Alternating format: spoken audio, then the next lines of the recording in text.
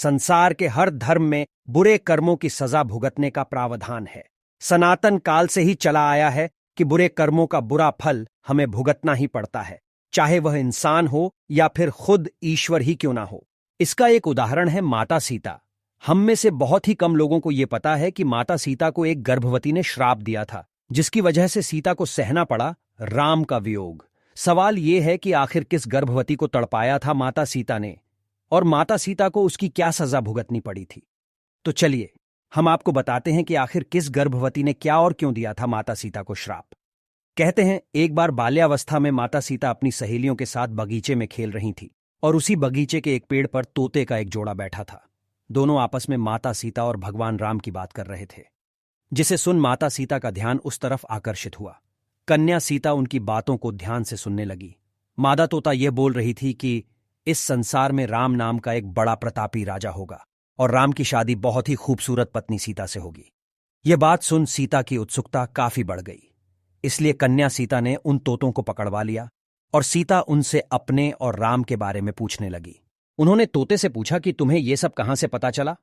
तब तोते ने कहा उन्होंने यह बात महर्षि वाल्मीकि के मुख से उनके आश्रम में शिष्यों को पढ़ाते वक्त सुना।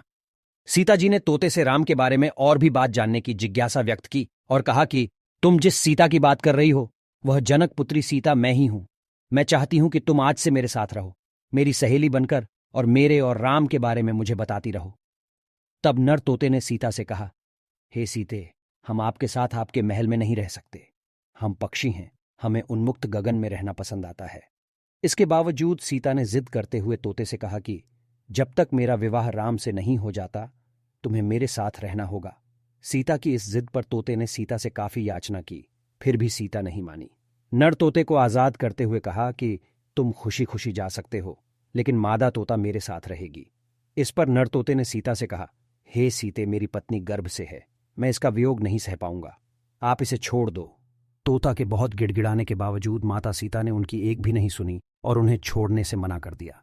इस पर मादा तोता को बहुत गुस्सा आया और मादा तोते ने सीता को श्राप देते हुए कहा, जैसे तुम मुझे मेरे पति से मेरी गर्भावस्था में दूर कर रही हो, उसी प्रकार तुझे भी अपनी गर्भावस्था में अपने पति राम का वियोग सहना पड़ेगा।